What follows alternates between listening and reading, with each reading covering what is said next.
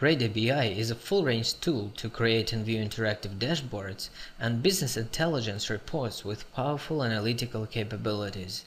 It allows analytical experts as well as ordinary users to create dashboards and reports ready to view in both web and Windows environments, and use it at different kinds of standard elements like tables, diagrams, gauges and so on, and also professional OLAP solutions like OLAP Grid and OLAP Chart. In this video we'll learn how to create a simple report using RadarBI Designer, which is actually the main part of RadarBI. When we start RadarBI, we have an empty report, and the first thing we need to do is create a new data source, which the report is going to be taking data from. Click Next here, and first we need to create a new connection to our database.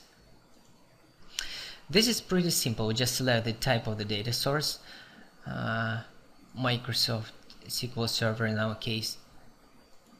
Select the server from the list, and finally select the database name, Northwind.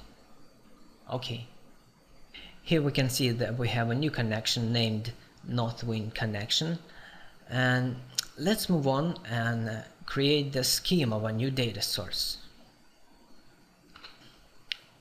Just click Tables, and here we can see all the tables and the relationships in the schema. That's it. Click Finish, and you can see the new data source showed up in the list. Now when we have the data source, we can start making up the report. Our demo report is going to show how the sales amount depends on the product category within the given period of time. So we'll first need the time filter to select the sale operations that fall into that period. Let's a bit extend our working area like this, and place the stack widget to the page that will hold the controls for the time filter. Now take the text widget. It's going to be from. Then to display the lower date of our range, let's take the date of the order right from the database.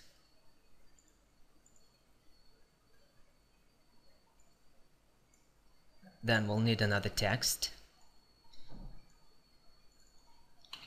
to, and finally place the upper date of the orders. Okay, now we can change the value of the initial date. Select the Properties tab and change the value 1/1/1995.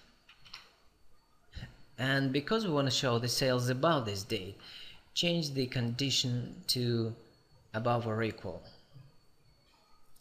Well, now we have the filter pane, but it looks a bit ugly, so let's change the orientation to horizontal and fit the frame.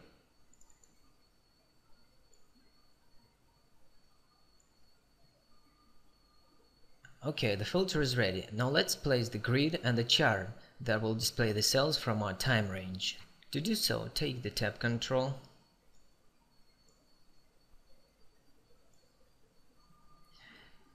and the grid to arrange the available space.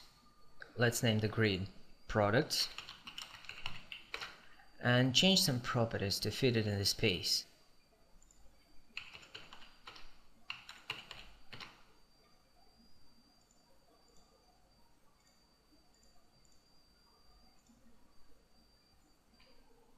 Put the chart in one column and the table to another. We can see the new objects have the red outline around. That means there's no connected data. But before we point out the data, let's create another field in our database for showing the sales amount. Switch to the Data Sources tab again and edit the data scheme. Now add another field to Order Details table. Now let's assume that the sales amount field is the product of quantity and unit price fields. Okay. Name the new field amount, and the type will be numeric. Okay. Here we can see the new field amount, and so we can move on with binding the data source to the chart.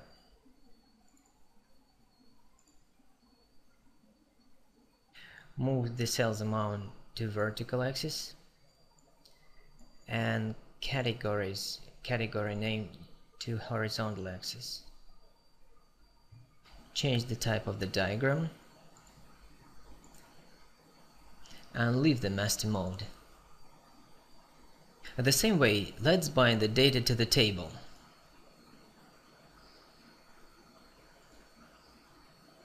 In the master mode, put the columns into the table.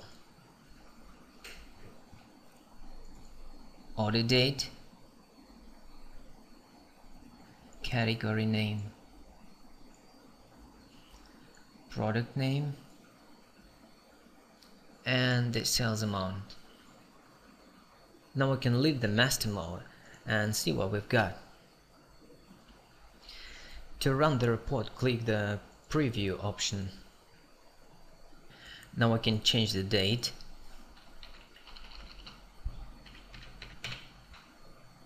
or we can select the category, or we could select several records from the table.